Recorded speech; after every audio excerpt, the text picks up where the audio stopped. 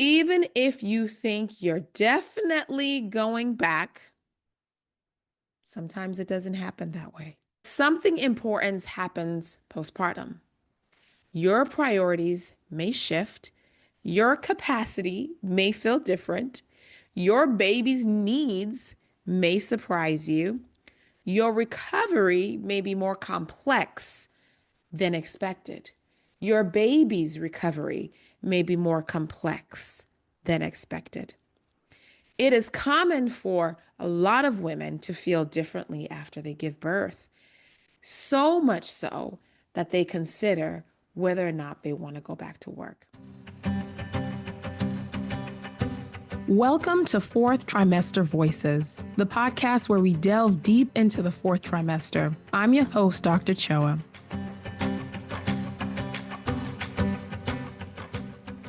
Today we're talking about something that is real. Almost everybody talks about planning the nursery.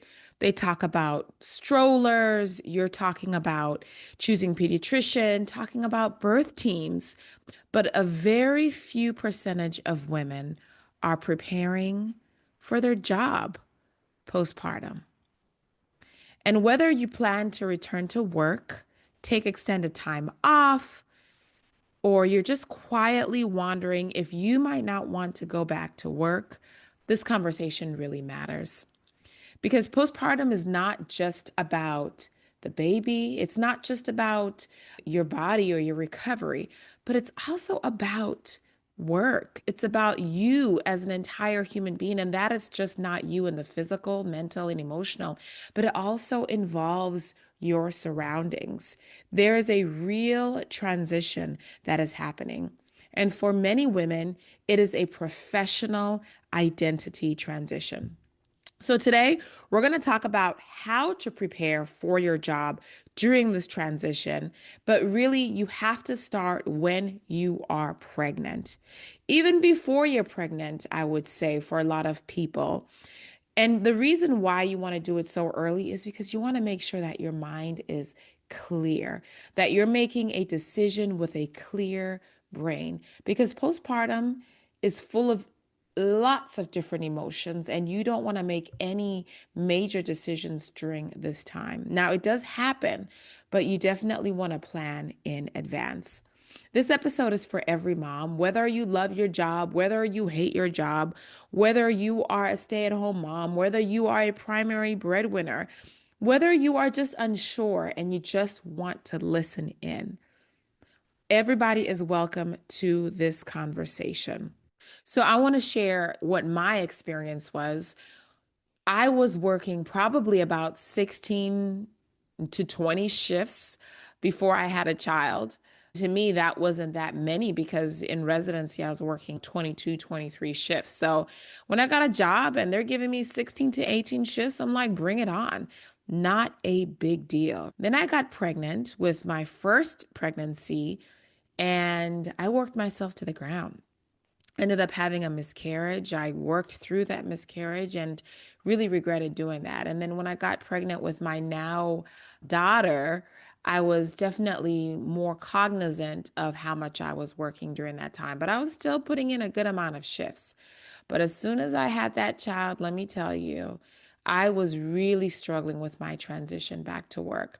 I initially thought I would just go in and do night shift because all my colleagues were saying, when you do night shift as a mom, it honestly is a really good decision. It makes everything easier. Just go to night shift. So I went in doing night shifts and I picked up 12 night shifts a month thinking, ooh, this is definitely easier than 16. That was terrible, right? I worked 12 night shifts. Every night shift, I would come home. I would hear my daughter cry.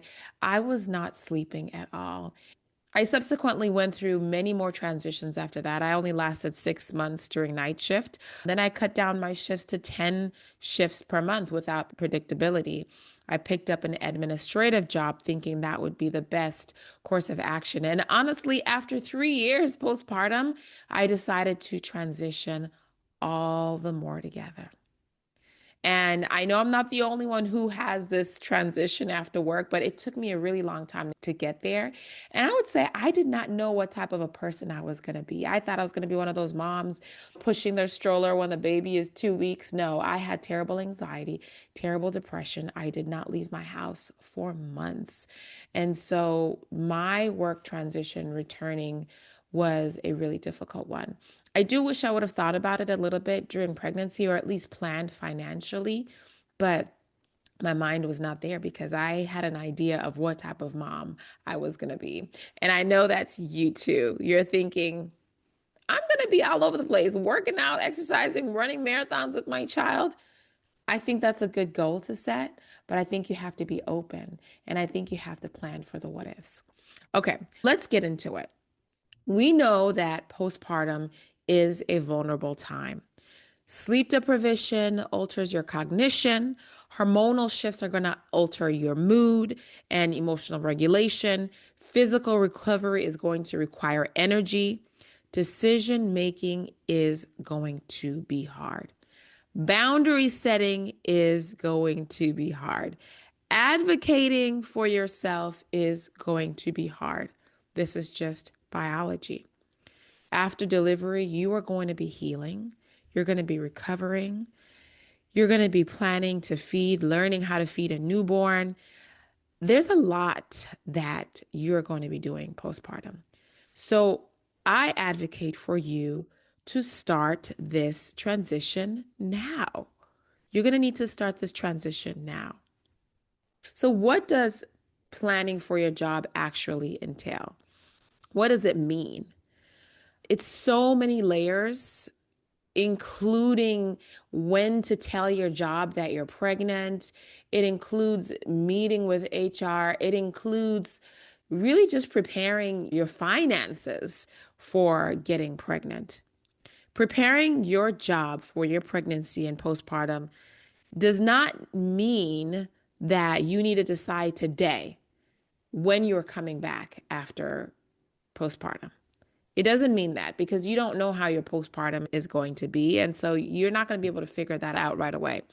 Preparing your job means gathering information early while you still have energy, while you still have clarity, while you still have leverage. One of the first questions that moms ask me is, when should I tell my job that I am pregnant? The honest answer to this is there really isn't a single time. There isn't a right time. Some women wait until after the first trimester, especially if it's a new job. They just don't really want to tell people this. Some women wait until they're actually showing when they have to have these conversations. Some are going to tell their job because they're having morning sickness. So they're having to miss work because they're vomiting every single day at home, or they're tired, or they have to go to certain medical appointments that are unavoidable. What matters more than when you tell someone that you're pregnant is how you do it. This is when the planning starts. Talking to HR early is not being dramatic, it's being strategic.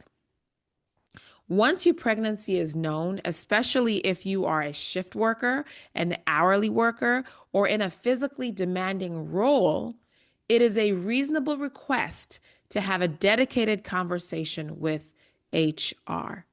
It's not really to announce decisions. It's not really to negotiate your worth, but it's to understand the system that you are working up against. So you don't have to tell them that you're pregnant, but you need to have conversations about if you get pregnant. So it's always good to start early. Some questions or things that you need to understand is FMLA. What is leave beyond FMLA? What does my FMLA cover? Is it paid? What leave am I entitled to? How much of that leave is protected? When does FMLA actually start counting? So my mind was blown because I actually left work early. I was having preterm contractions. So I was having contractions before my baby was actually born. And so I had to leave work about 3 or 4 weeks early before my leave began. And that counted as FMLA, and total FMLA that I was entitled to was 12 weeks. That 4 weeks during my pregnancy counted towards my 12 weeks FMLA. That means that after I had my baby, I only had 8 weeks of FMLA. So I didn't realize that until afterwards. And so I had to end up asking for permission for my chair to have additional weeks, which were all unpaid. So I had 6 weeks of unpaid FMLA plus an additional 4 weeks of unpaid. So I had 10 weeks of unpaid leave postpartum that I did not know about until postpartum. So I don't want that for you. So talking to HR is really important to really determining, when does FMLA count? If I leave early, does that count? Do I still get my 12 weeks postpartum, or is it now cut short? And can I request more? And what does that look like? Is it paid? Do I have to use disability insurance? What does that look like? If you're a shift worker, your HR department may say, let's add an additional shift every month during your pregnancy so that when you go out, you have all of those weeks paid. You can work at the end of the year or after you return back to work an extra shift to cover for these shifts being paid. HR can get really creative, and so knowing what you're working with early can help you plan. Now, a lot of women make a lot of assumptions about FMLA, about disability, but they're all assumptions. And listening to your friends or colleagues, it may be a different story for them. And so you really want to talk to your department early and have these conversations. And you can just say, hey, I'm just planning to get pregnant. I will say that one thing that a lot of people end up doing after giving birth is using their vacation or their sick leave. And honestly, I would not do that while you're pregnant. I would save these as long as you can for those hours postpartum when you can't really come back, because a lot of these are directly going to affect your financial planning. Pregnancy is the right time to ask all of these questions to HR, not during your postpartum. All right, so when you talk to HR, you're going to talk to them about your FMLA. You're going to talk to them if you can use disability insurance to cover some of your postpartum. You're going to talk about what is paid and what is unpaid leave. You're going to talk about, if you leave your job early, does that count towards your FMLA? And then you are going to talk about health insurance and health benefits. You want clarity on benefits. Does your health insurance cover you when you are on leave? What happens if your leave is unpaid? Do you need to make manual health insurance payments? What happens if plans change while you are postpartum? These are a lot of stressors for a lot of people when they're not planned for. So these are questions that you're going to need to ask your HR department. Preparing your job means understanding expectations. So you've now sat down and you've talked to HR about your benefits. You've talked to them about your insurance, your FMLA, your leave, your disability, all of that. Now you are going to have conversations with your boss. Again, they don't need to know that you're pregnant. You may have a hypothetical conversation with them. But when you decide to talk with your job, you need to understand expectations. Who is going to cover your responsibilities when you are gone? Is there a handoff plan? Are you expected to check your email?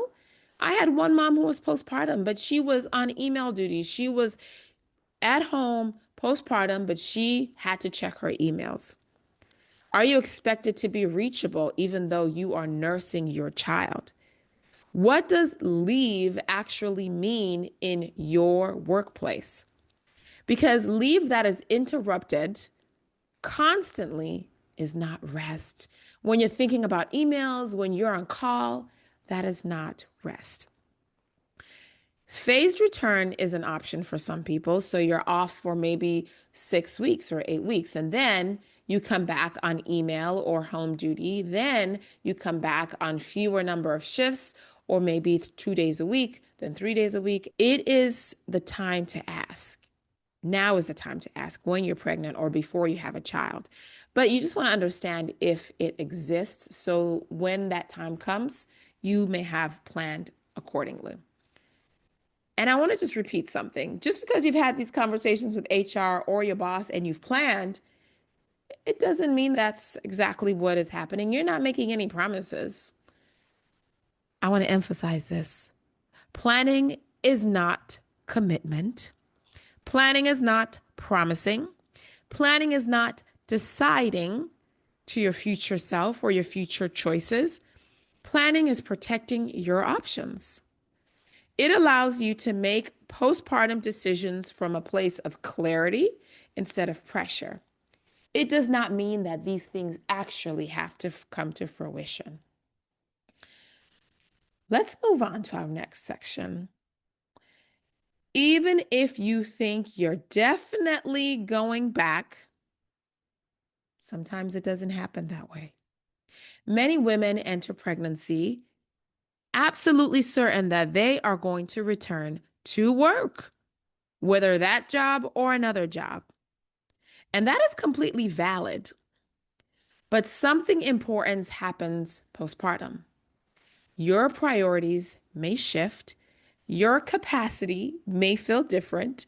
Your baby's needs may surprise you. Your recovery may be more complex than expected.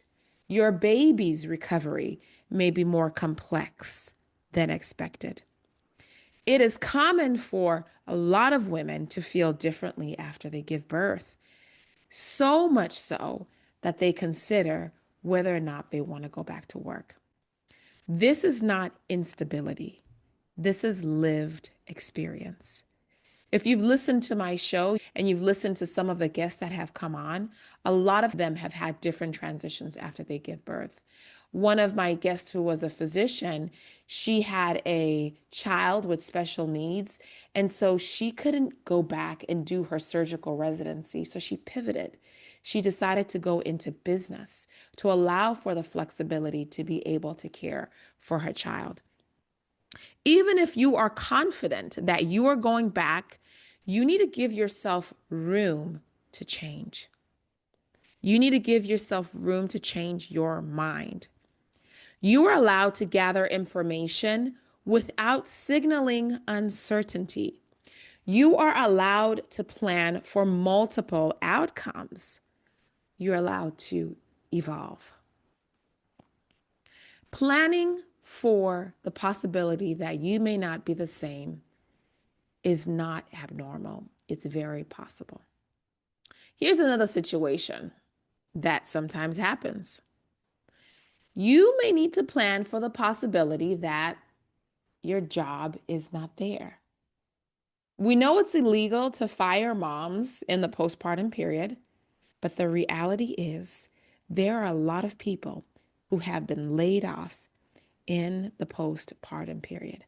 I don't know what loopholes these jobs are jumping to make this happen, but it has happened time and time again.